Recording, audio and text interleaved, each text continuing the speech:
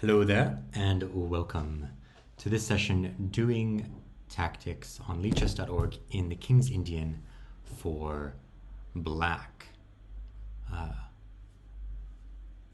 We are doing what I call tactics after the tactics, which is to say, after you win material with the combination that I believe is queen takes, and if the knight sacks here, we're sacking the queen.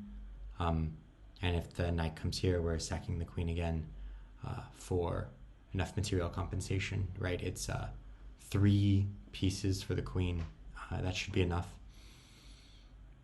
And depending on which square the knight checks on, we're going to have a little bit of different plans, but the central plan is basically put our knight on the d4 square. We're borrowing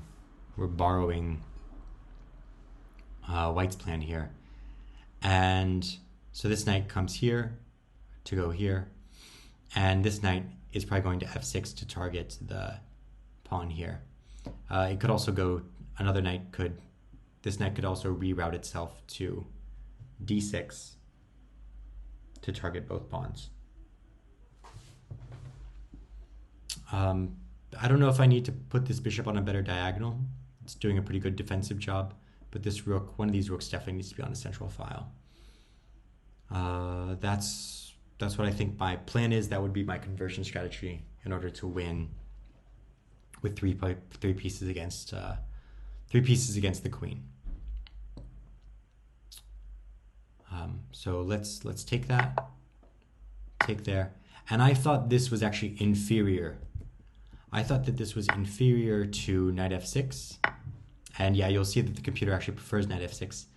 And the reason why is because, interesting. So I didn't like this because now it's much easier to get my rook on, or get my knight onto the d4 square. And the reason for that is because now I already have a rook defending d7.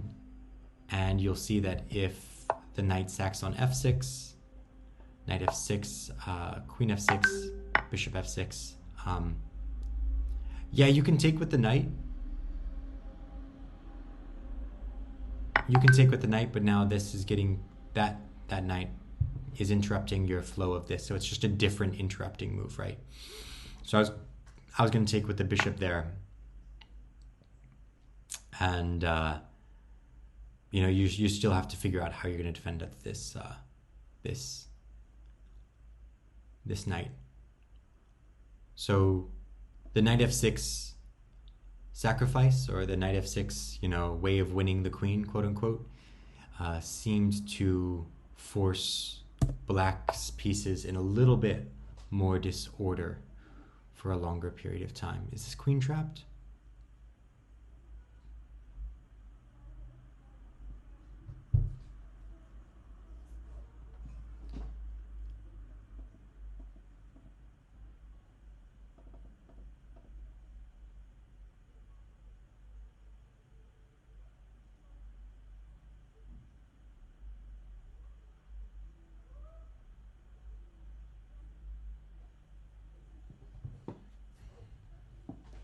I don't think the queen is trapped. So the threat is here, right?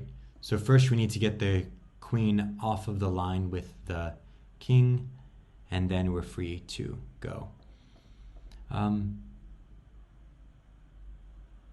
was thinking I was seeing something like this, right? But the pawn still covers the square.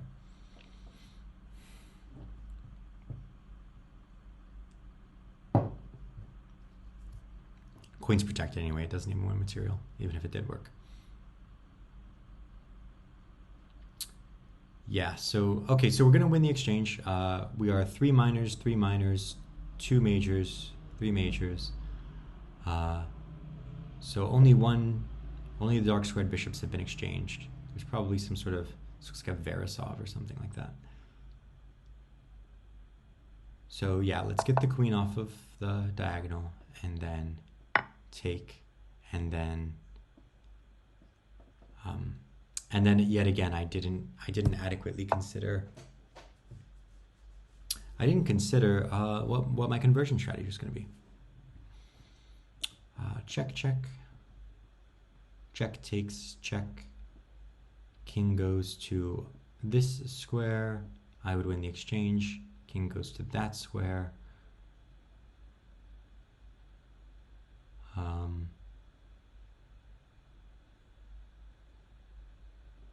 I don't know. I don't know what happens if the king goes to that square.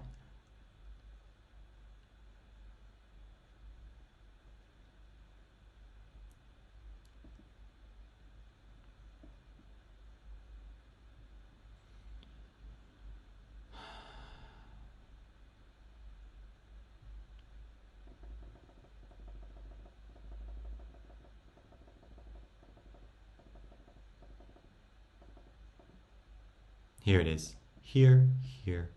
Yeah, I was seeing that. So I saw that this knight jump was forking, but then I saw that a2 was projecting that square, so knight here. Some nice little parallelism there. Knight here takes away that pawn, and then if knight takes, you have here. So instead, you're going to have knight check. The knight doesn't take, of course. The king has to move away. And now what am I going to do? Am I going to take there?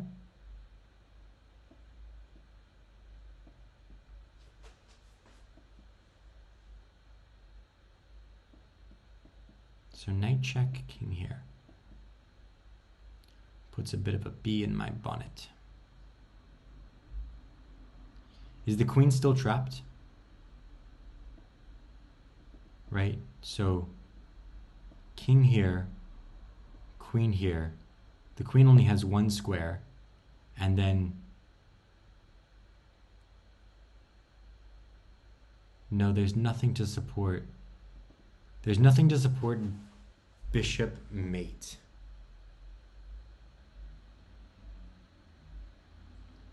Which is sad.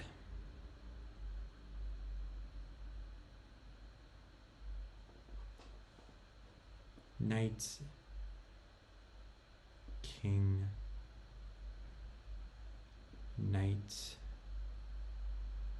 queen. And there's nothing to support bishop mate.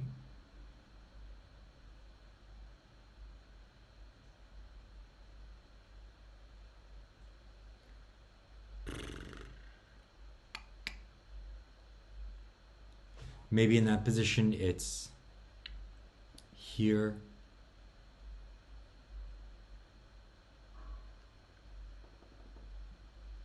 Here, and I'm just opening this diagonal.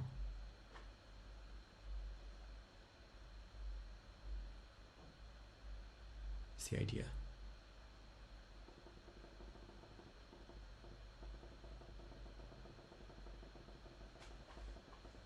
Okay, so I think I'm just doing this. Here, I'm bringing my queen to d7 with the idea of collecting pawns on the queen side and continuing the attack. Rook takes, bishop takes.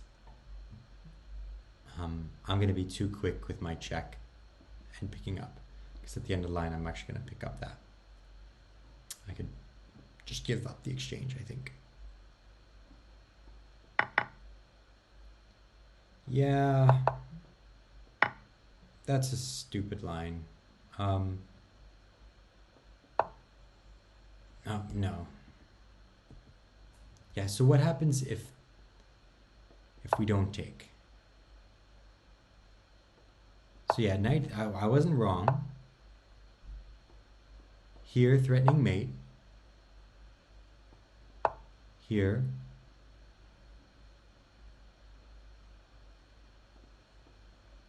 Okay, yeah, and there's no knockout blow. It's not like it's not mate in 2 or something. Okay, here, here, here, here,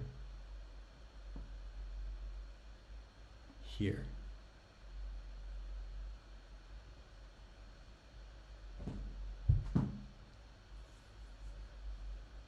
No perpetual for you, sir.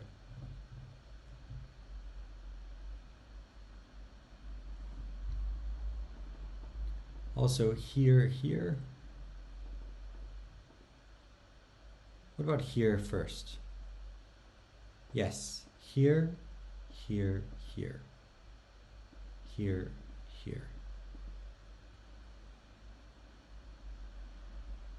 Okay. All right, I can live with that. Takes, takes, takes. Probably takes. Bishop takes. And then, or not bishop takes, but just bishop here to consolidate my king position and develop more material. And I think in that position I'm playing c6 with the idea of developing my queen to a5.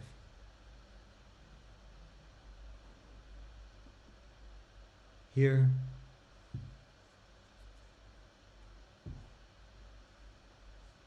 I would have bishop h6 check, stopping the pawn from advancing. I would also have queen a5.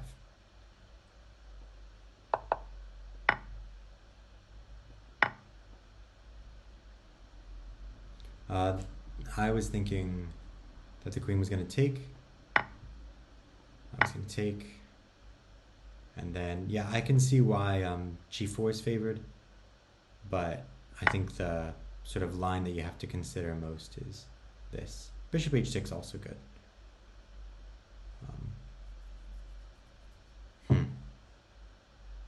Bishop h6. Why bishop h6? Bishop h6, rook d2. Oh, because of the pin. Bishop h6, and if the king goes over, then you have the pin. That's why. Yeah, bishop h6 is a much more clever way of doing it. Am I actually going to take that? I don't think so. I think that the point of this is to ensure simplifications, right? Because if the queen moves anywhere else, then you're going to have queen takes d4, leading to more simplifications. All right, let us pause the video there. We'll pause the session there for now. Thank you so much for joining me here today. Thank you for accompanying me on my own chess journey. And until the next time, good luck with your own. Bye for now.